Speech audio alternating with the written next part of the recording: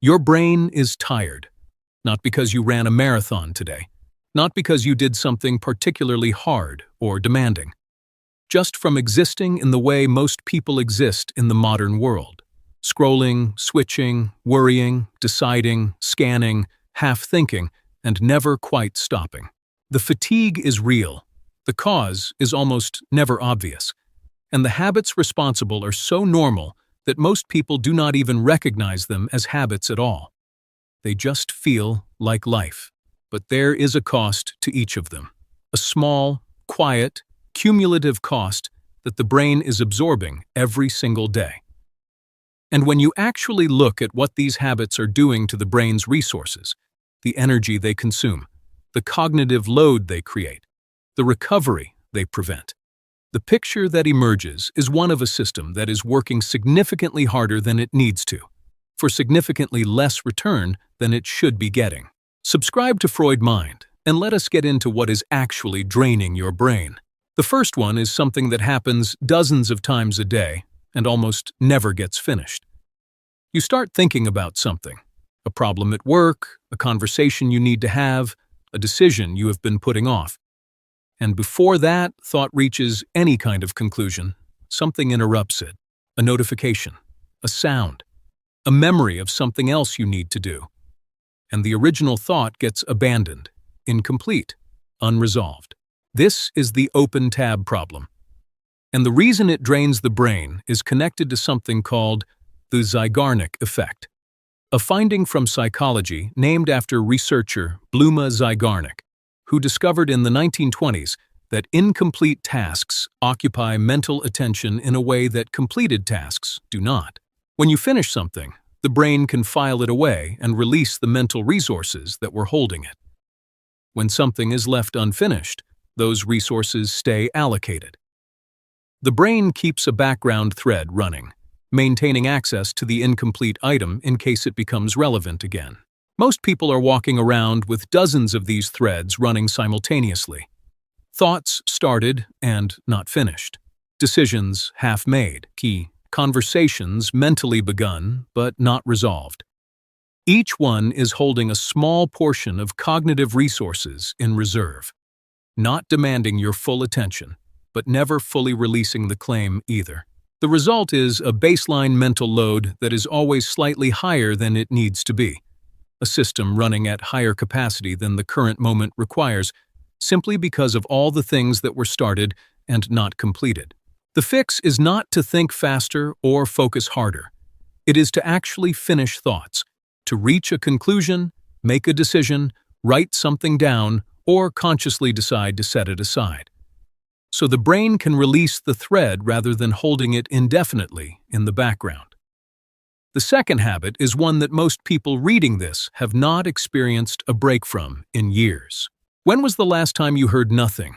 No music, no podcast, no television in the other room, no YouTube playing while you ate, no radio during the drive, no earphones filling the walk. For most people, the honest answer is that they cannot remember. Silence has become uncomfortable.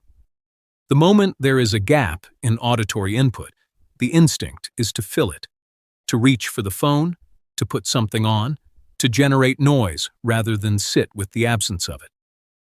And this constant auditory filling, this near-total elimination of silence from daily life, has a real cost for the brain. Silence is not just the absence of noise. It is during quiet, unstimulated moments that the brain engages in a process called consolidation, organizing and integrating recent experiences, moving information from short-term to long-term memory, making connections between things that happened at different times.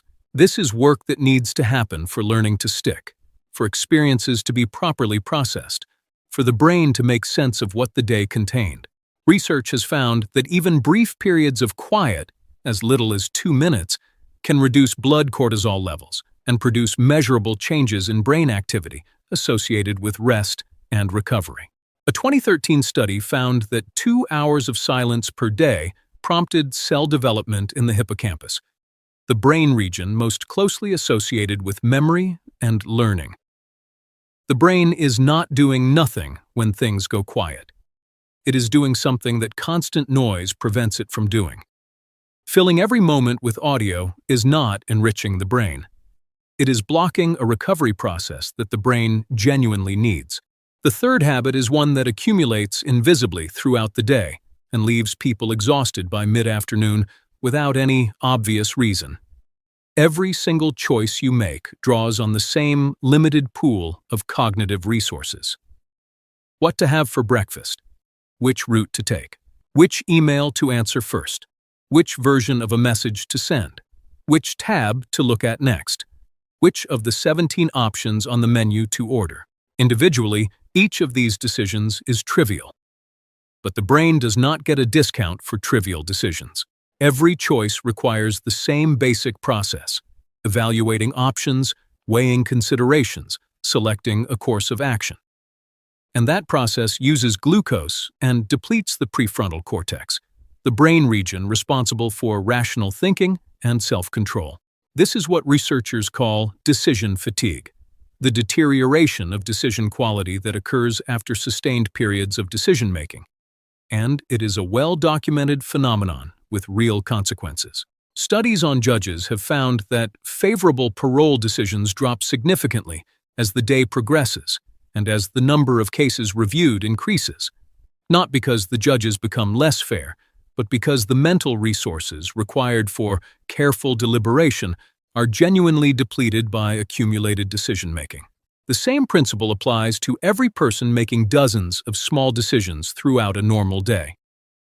By evening, the prefrontal cortex is running on reduced capacity, and the quality of decisions, as well as the ability to resist impulses, manage emotions, and focus attention, declines accordingly. This is why simplifying decisions, reducing the number of choices you have to make about low-stakes things, is not laziness. It is cognitive resource management. Every decision you can automate or eliminate is a small portion of mental energy redirected toward things that actually matter. The fourth habit is one that most people do not even notice they are doing, because it operates just below the level of conscious attention. It is a gentle, persistent, low-level hum of background worry that runs almost continuously in the background of daily mental life. Did I reply to that message? Did I lock the door? What is happening with that situation at work? The bills. The appointment I might have forgotten. The thing I said 3 days ago that might have landed wrong. None of these thoughts are catastrophic. None of them are demanding your full attention. They are just there, running quietly in the background, consuming a small but consistent portion of cognitive resources at all times. This is the mental equivalent of having dozens of apps running in the background of your phone. Each one is using only a little power, but together they drain the battery significantly faster than it would drain with nothing open.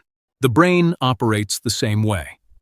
Background worry is using real resources, maintaining the worry threads, running the what-if calculations, keeping the unresolved concerns flagged and accessible. The mental load of chronic low-level worry is not trivial, and for many people it is one of the biggest contributors to baseline cognitive fatigue. What makes this particularly significant is that most of the things occupying this background worry space are things that cannot be resolved right now. They are future-oriented, hypothetical, or simply out of your immediate control. The brain is spending energy on them anyway, not because the worry is useful, but because the worry feels like doing something, feels like preparation, feels like attention that the unresolved thing deserves. The fifth habit connects to the modern information environment in a way that would have been almost unrecognizable to people living even a few decades ago. Humans are constantly scanning their environment, looking at what other people are doing, what other people have, how other people appear, evaluating, comparing, monitoring for social information, assessing where things stand relative to where they were before. This social scanning behavior is ancient.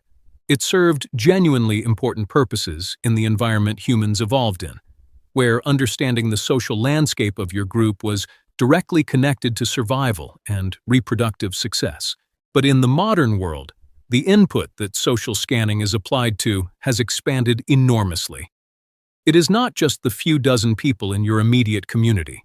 It is hundreds of people on social media, news feeds full of events to evaluate, advertisements presenting idealized versions of life to unconsciously compare against, and endless content streams full of things to assess and react to.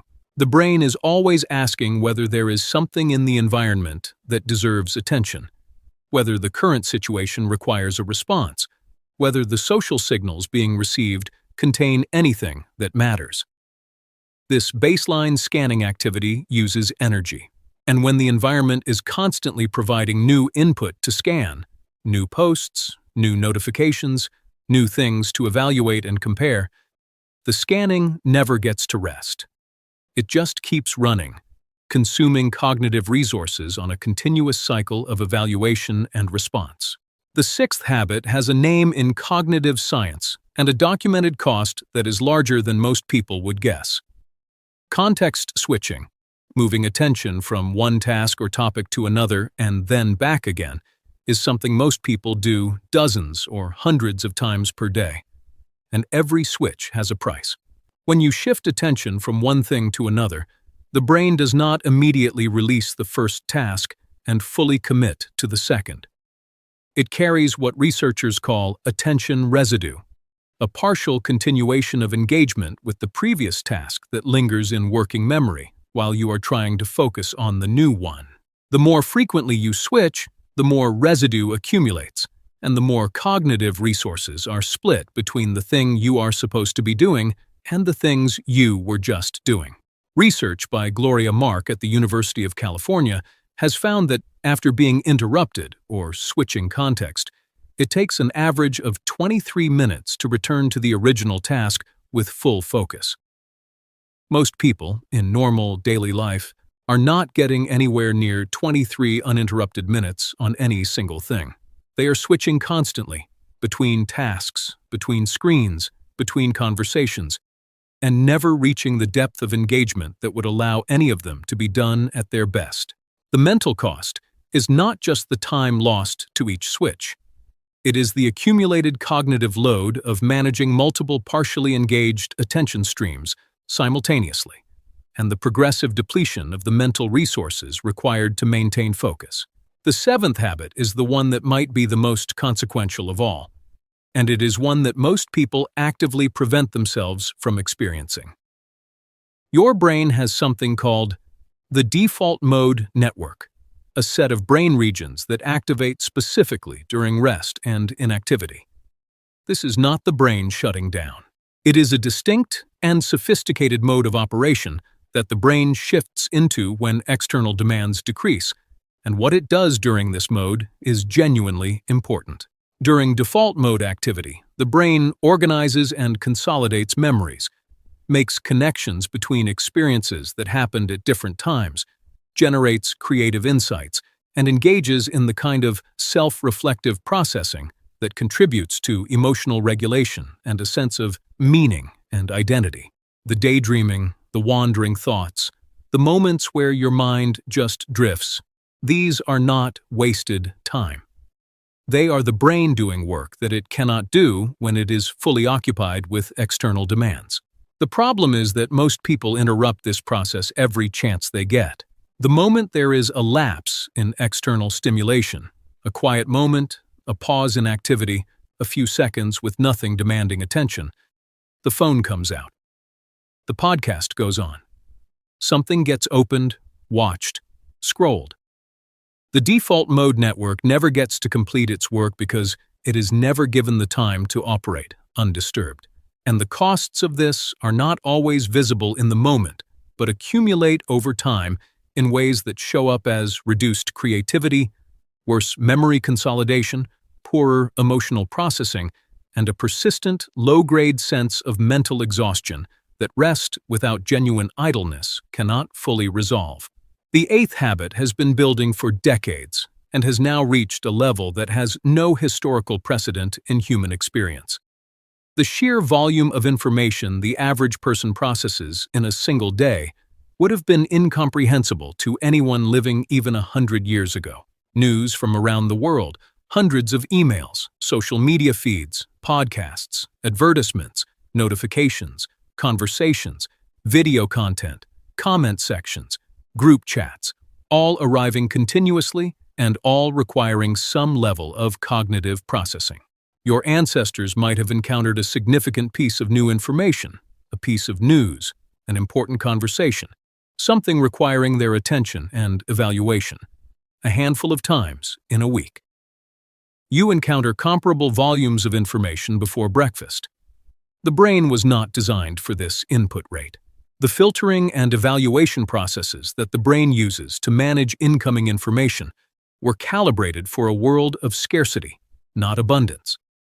In a world of abundance, those processes run constantly, and at a scale they were never built to sustain. The result is a kind of information fatigue that is distinct from ordinary tiredness. It is not that any particular piece of information is overwhelming. It is that the cumulative processing demand of handling constant information flow leaves the brain in a state of perpetual mild overload, never quite getting through the backlog, never fully absorbing what came in, never reaching the settled, processed clarity that follows a manageable information intake. The ninth habit is one that the brain pays for whether or not you are conscious of it. When something emotionally significant happens, a difficult interaction, a disappointment, an experience of sadness or anger or anxiety, the brain needs to process it. Not necessarily through extended analysis or conversation, but through some form of acknowledgement and integration that allows the emotional content to move through the system rather than accumulate. What many people do instead is suppress. They stay busy, they distract themselves, they push the feeling down and get on with the day. And the feeling appears to go away. It does not announce itself anymore. It does not demand immediate attention. But the brain has not finished with it. The suppression takes energy to maintain. The unprocessed emotion is still present in the system, still drawing on cognitive resources, still affecting mood and decision-making and energy levels in ways that are real even when they are not consciously labeled.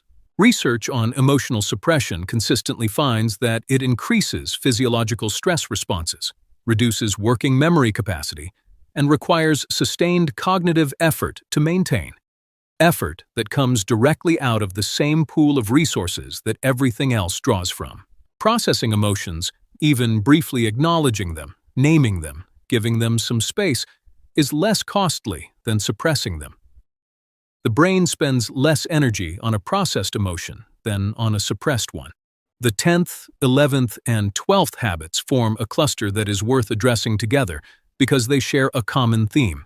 The brain doing work on things that are not real, not happening, and not requiring action right now. Decision anticipation is the rehearsal of choices before they are made, mentally revisiting a decision over and over, imagining different outcomes, running through scenarios without ever actually making the decision. Should I send that message?